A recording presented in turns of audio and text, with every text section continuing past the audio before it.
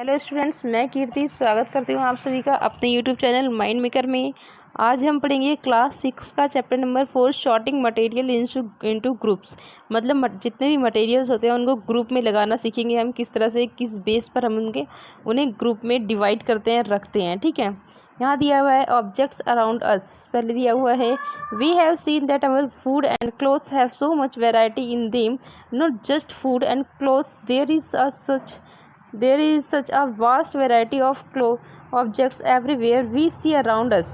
A chair, a bullock cart, a cycle, cooking utensils, books, clothes, toys, water, stones and many other objects. All these objects have different shapes, colors and uses. देखिए क्या होता है, हम अपने आसपास बहुत सारी चीज़ों को देखते हैं, जैसे कि चेयर हो गई, बुलक कार्ट हो गई, साइकिल वगैरह यहाँ पे दिया हुआ है कुछ एग्जांपल, वो सब हो गए। अब हम देखते हैं कि उनको वो जितनी भी चीज़ें होती है सब अलग अलग साइज़ की होती हैं, अलग अलग शेप की होती है, अलग कलर की होती है, अलग अलग काम में आती हैं। ठीक है, तो look around and identify objects that are round in shape.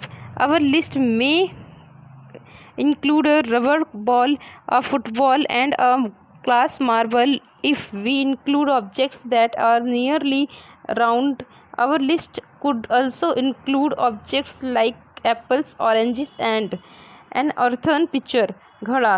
देखिए यहाँ पे क्या है कि मतलब हमें क्या करना है, गोल जो भी शेप में गोल होती हैं जो चीज़ें, उनका हमें एक लिस्ट बनानी है। तो उसमें हम अपने रबड़ बॉल को, फुटबॉल को, एप्पल, मैंगो वगैरह को ले सकते हैं। जो भी चीज़ें गोल है उन्हें हम ले सकते हैं। दिया हुआ है we were looking for objects that are edible. हम देखते हैं जो चीज़ें खाने वाली हैं। We might include all the items that we have listed in table 1, 2 and 3 in chapter 1। We might also find that some of those round shaped objects we just listed out are also in this group. देखिए हमने कुछ chapter 1, chapter 2 और chapter 3 में देखे थे कुछ चीज़ें जो उनमें से थी खाने वाली थी और वो गोल थी, कुछ चीज़ें उनमें से खाने वाली भी थी, नहीं भी खाने वाली थी तभी भी वो गोल थी। तो उनको भी हम अपनी लिस्ट में शामिल कर सकते हैं जिसमें हम गोल चीज़ों की लिस्ट बना रहे हैं। Let's say we wish to make a group of object that are made of plastics, buckets, lunch boxes, toys, water containers, pipe and many such objects may find a place in this group. There are so many ways of group object in the above example. We have grouped objects in the basis of their shape or the materials they are made from. अब देखिए हमारे पास क्या है, दो तरह के group बना सकते हैं। हम इसने बोला है बहुत तरह के बना सकते हैं, लेकिन यहाँ पे दो तरह के बताए गए हैं। जैसे कि मटेरियल की शेप, वो किस आकार का है, गोल है, चौकोर है। पहले तो हमने उसके आकार का बनाया था, हमने गोल वाली जितनी भी चीज़ें थी सारी ली थी, जैसे कि रबड़ घड़ा वगैरह लिया था, फुटबॉल लिया था, रबड़ बॉल ली थी, घड़ा लिया था, ऑरेंज मैंगो लिया था। और यहाँ पे ये प्लास्टिक के सामान ले रहा है। देखिए बकेट, लंच बॉक्स, ये सब प्लास्टिक के होते हैं। ये प्लास्टिक के सामान की लिस्ट बनाई है इसने दूसरी।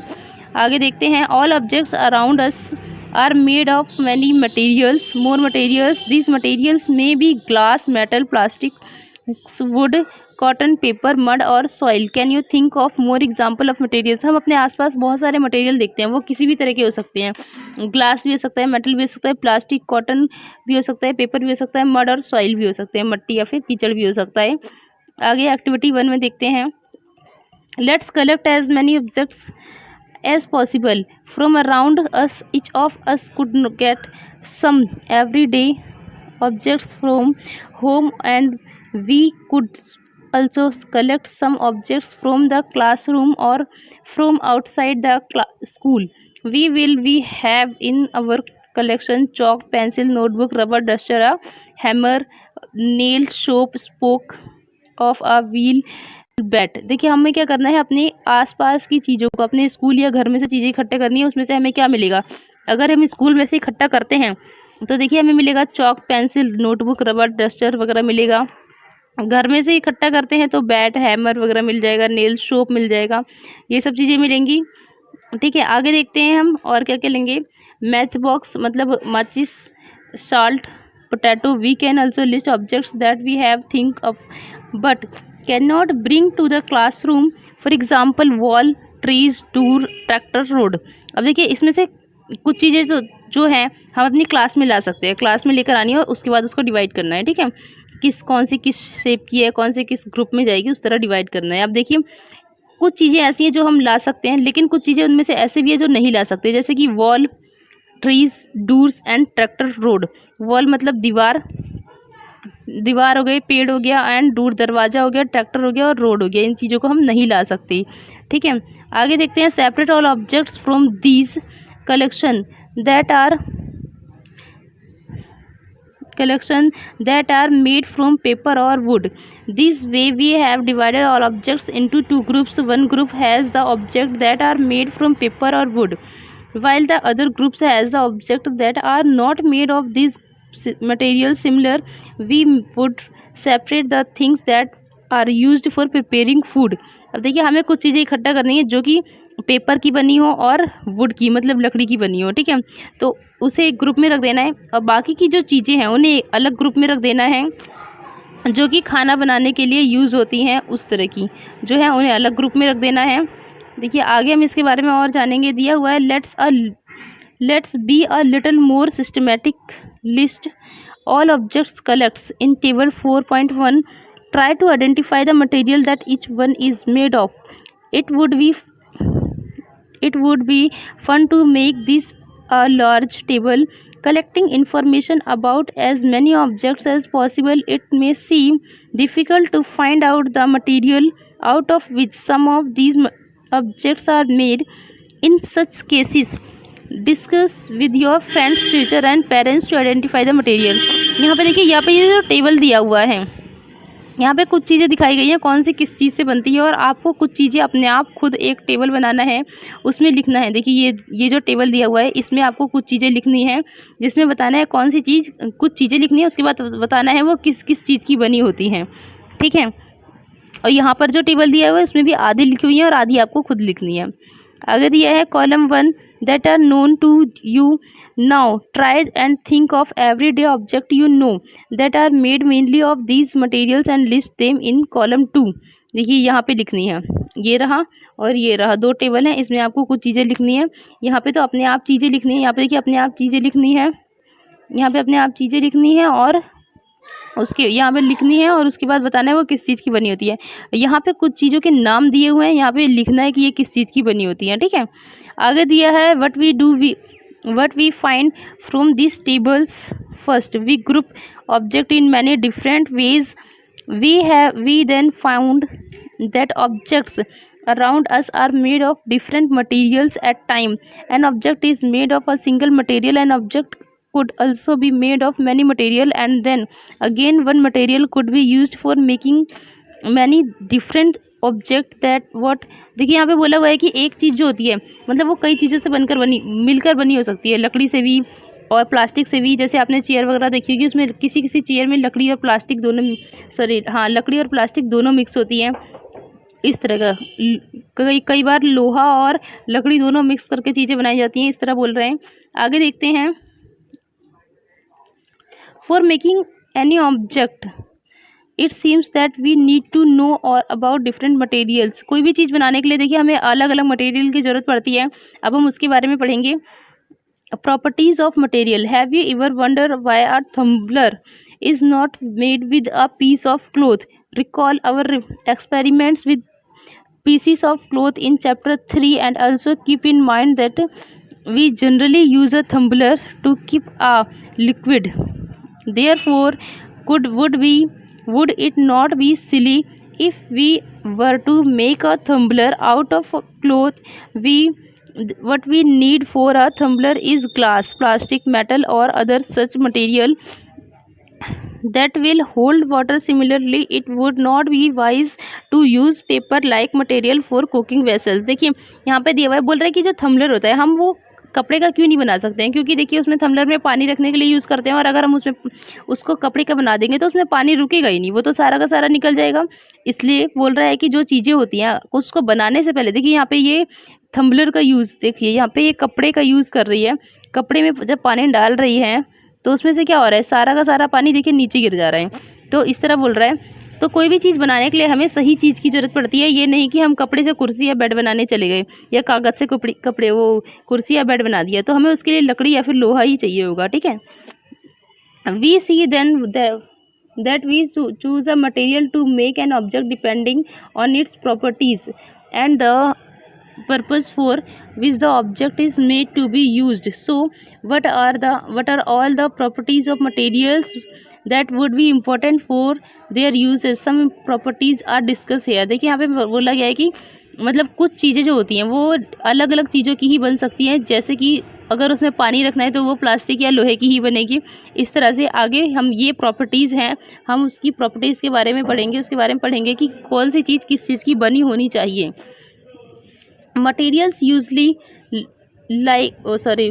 Material usually look different from each other. Would likes very different from iron. जो लकड़ी होती है वो आयरन मतलब लोहे से काफ़ी अलग दिखती है। Iron appears different from copper and aluminium. At the same time there may be some similarities between iron, copper and aluminium that are not there in wood. देखिए क्या है, जो लकड़ी होती है वो लोहे से, एल्युमिनियम से, कॉपर से सबसे अलग दिखती है। एक बार को हम जो आयरन है, कॉपर है और एल्युमिनियम है वो एक तरह से थोड़ा बहुत दिख सकता है, लेकिन जो वुड है, लकड़ी है, वो एकदम ही अलग दिखती है। ठीक है। Collect some piece of different materials, paper, cardboard, wood, copper, wire, aluminium, sheet, chalk. Do any of these appear shiny? Separate the shiny materials into a group. Now observe as the teacher cut such materials into two pieces and look at the freshly cut surface. What do you notice? Does the freshly cut surface of some of these materials appear shiny? अब देखिए उसमें से हमें क्या करना है, कुछ चीज़ें इकट्ठा करनी है और उसमें से देखना है कौन कौन सी चीज़ें शाइनी है और उनके बाद उनको काट कर देखना है। जैसे यहाँ पेपर, कार्डबोर्ड वगैरह दिया हुआ है, काट कर देखना है कि वो शाइनी है या नहीं है। ठीक है, आगे देखते हैं क्या बोला है। You notice does the freshly of some materials appears shiny, include these objects also in a group of shiny material। जो चीज़ें शाइनी होंगी मतलब जिनमें से शाइन आ रही होगी, जो चमक रहेंगी, उन्हें अलग ग्रुप में रखना है। Do you notice such a shine or lustre? Lustre होता है चमक, साइन का मतलब भी चमक होता है, लस्टर का मतलब भी चमक होता है। In the other material cut them any way as you can. Repeat this in the class with as many materials as possible and make a list of those with the and without luster. Instead of cutting, you can rub the surface of material with sandpaper and to see if it has luster। देखिए हमें क्या करना है, जो चीज़ें चमकने वाली हैं कुछ चीज़ें इकट्ठा करनी है, लाना है, काटना है। जो चमकने वाली है उनको अलग ग्रुप में रखना है, जो नहीं चमक रही है उन्हें अलग ग्रुप में रखना है। ठीक है, और उसके लिए आप क्या कर सकते हैं, उसको रेत से रगड़ भी सकते हैं। रेत से रगड़ने के बाद क्या होता है, कुछ चीज़ें जो होती हैं वो बहुत शाइनी दिखने लगती हैं। ठीक है, इसलिए रगड़ के भी आप ट्राई कर सकते हैं। आगे देखते हैं, देखिए cutting piece of material to see if they have lustre. इस तरह से हमें काट के देखना है, जैसे ये देखिए काट के दिखाया हुआ है, इस तरह से काट के देख सकते हैं। ठीक है, आगे दिया हुआ है materials that have such lustre are usually metal. जो चीज़ें चमकती हैं वो क्या होती हैं, मेटल होती हैं, आयरन होती है, कॉपर होती है, एल्युमिनियम होती है and gold are example of metals. तो ये धातु हो सकती हैं। जो चीज़ें चमकती हैं वो या तो आयरन होगी, या तो कॉपर होगी, या एल्युमिनियम होगी, या फिर गोल्ड मतलब सोना हो सकती हैं। ठीक है, और ऐसी ही चीज़ें उन्हें ही बोलते हैं metal. Some metals often lose their shine and appear dull because of the action of air and moisture on them. We therefore notice the luster only on their freshly cut surface. When you visit an iron smith or a workshop, look out for freshly cut surfaces of metal rods to see if they have luster। देखिए कुछ चीज़ें जो होती हैं वो होती तो हैं इनकी आयरन की, कॉपर की, एल्युमिनियम की, और वो चमकने वाली भी होती हैं, लेकिन जो समय होता है उस समय के साथ साथ वो क्या होती हैं, डल हो जाती हैं, क्योंकि वो ऊपर से जंग लग जाता है उनके ऊपर, इसलिए वो चमकना बंद कर देती है। तो उसे हमें क्या करना है, इसलिए उसको हमें काट कर देखना है। अगर आप आयरन स्मिथ मतलब होता है लुहार, उसके पास जाओगे और उससे बोलोगे इसे काट कर दिखाओ, तो देखोगे आप जब उसे काटोगे तो देखोगे अंदर का जो साइड होगा वो चमक रहा होगा अभी भी। ठीक है, आगे अगला है हार्डनेस। हार्डनेस होता है मतलब किसी चीज़ का कठोर होना।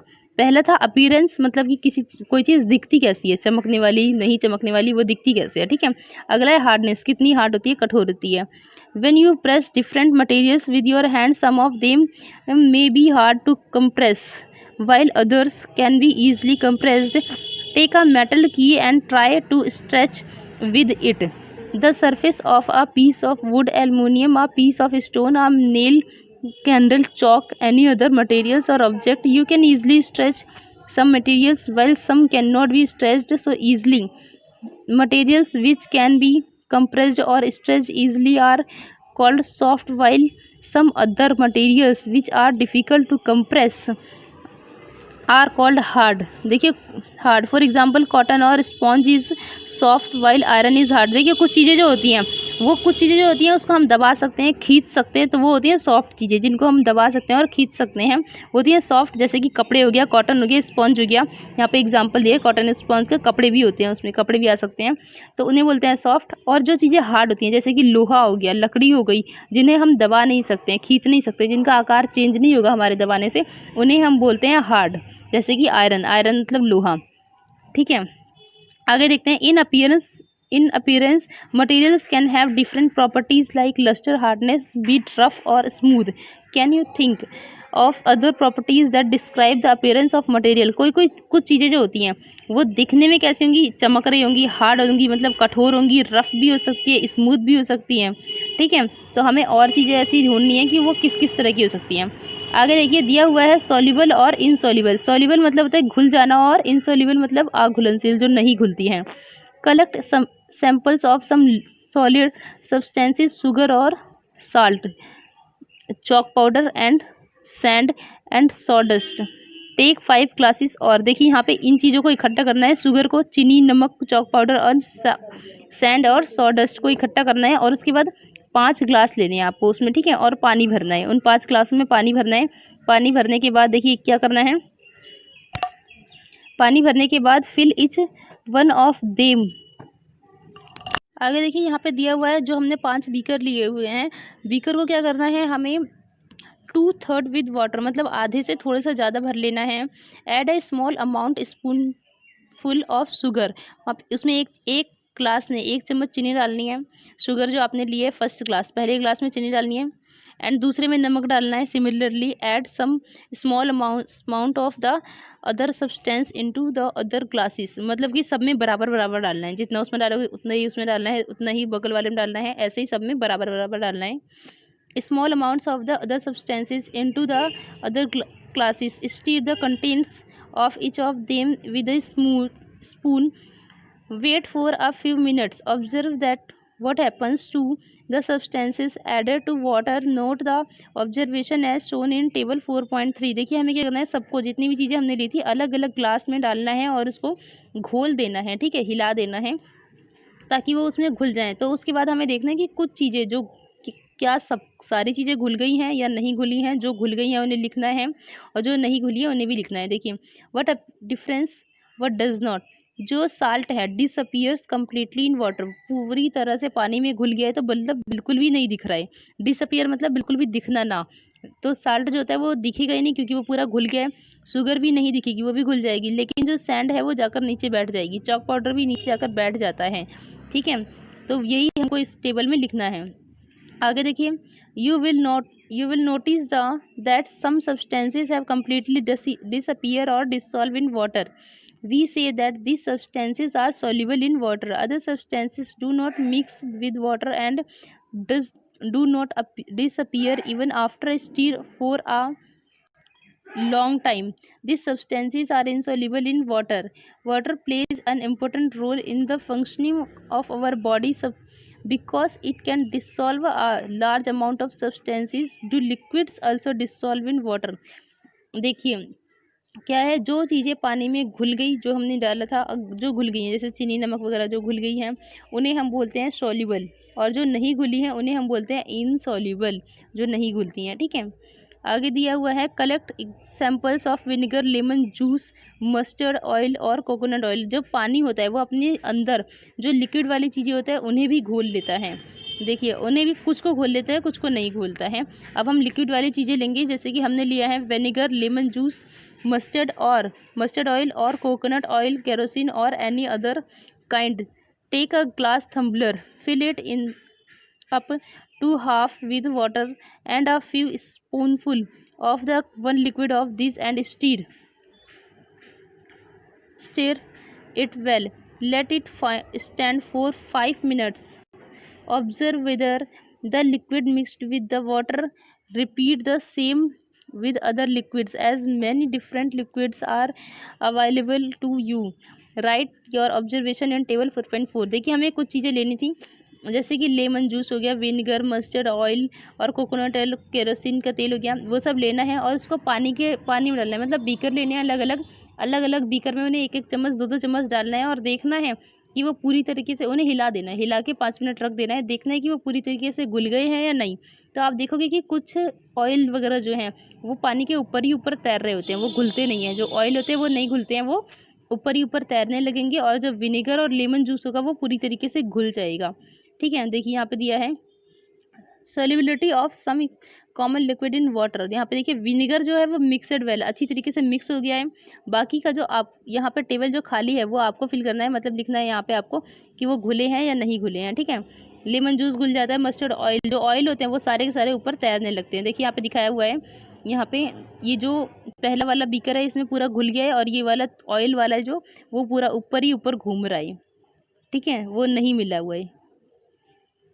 आगे we notice that some liquids get completely mixed with water, some others do not mix with water और and form a separate layer when kept aside for some time. यहाँ पे कुछ घुल जाती हैं और कुछ जो नहीं घुलती हैं वो ऊपर एक लेयर बना लेती हैं। Some gases are soluble in the water whereas others are not. कुछ गैसेज भी पानी में घुल जाती हैं और कुछ नहीं घुलती हैं।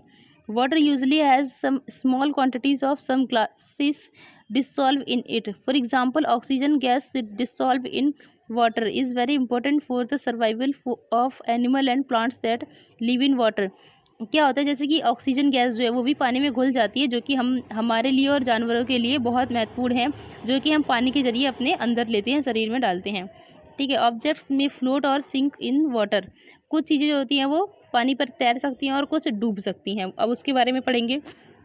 While doing activity 4, you might have noticed that the insoluble solid separated out from water. You may have also noticed this with some liquids in activity 5.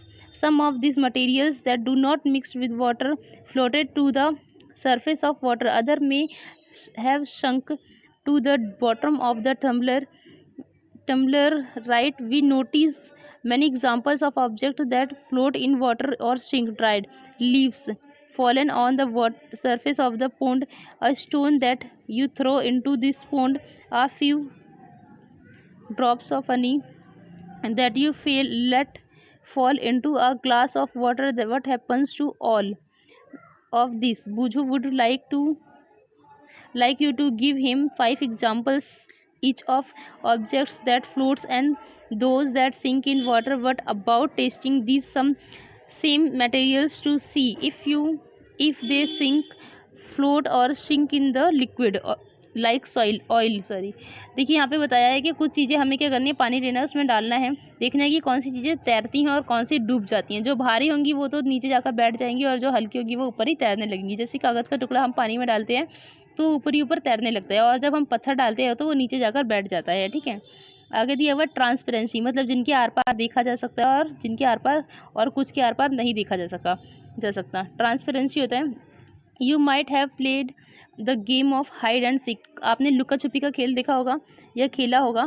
Think of some places where you would like to hide to so that you are not seen by others. Why did you choose those places?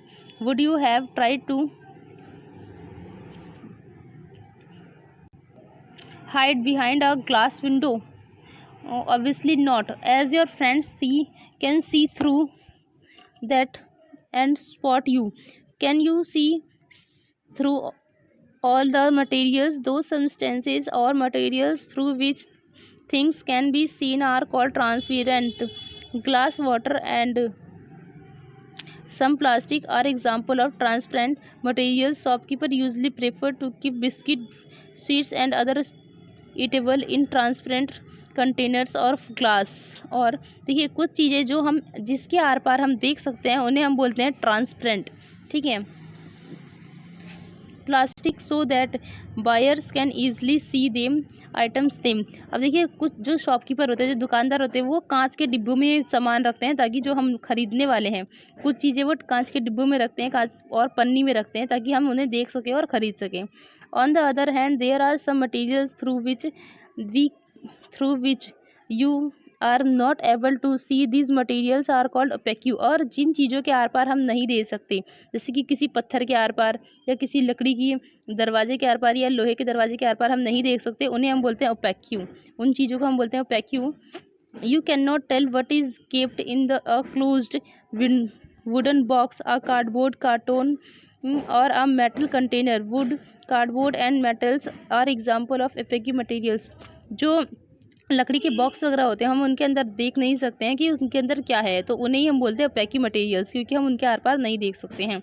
आगे दिया है, do we find that we can group all materials and object without any confusion as either opaque or transparent. तो हम ऐसा भी group बना सकते हैं जिसमें ओपेक और ट्रांसपेरेंट दो तरह के मटेरियल्स रखे जा सकते हैं। ठीक है।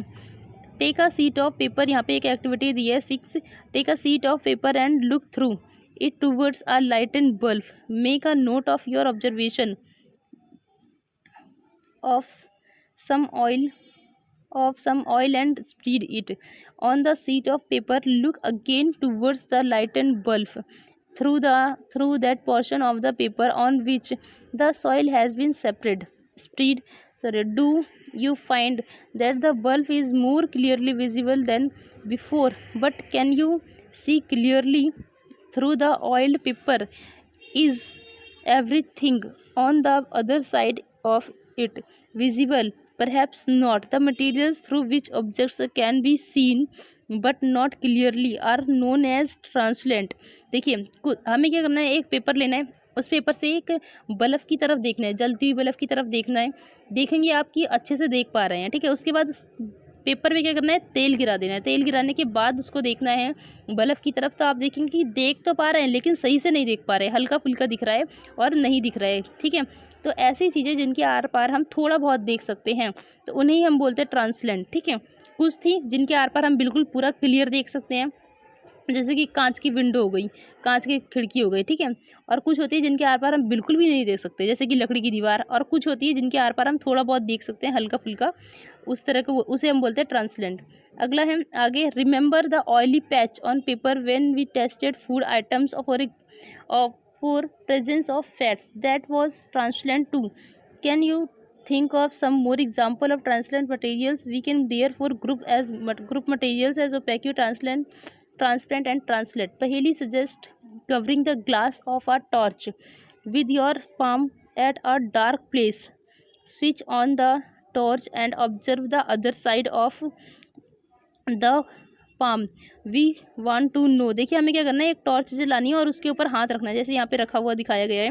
टॉर्च जला के उसके ऊपर हाथ रखना है। ठीक है। देखना है कि हमें वहाँ से उसके आर पार दिख रहा है या नहीं दिख रहा है।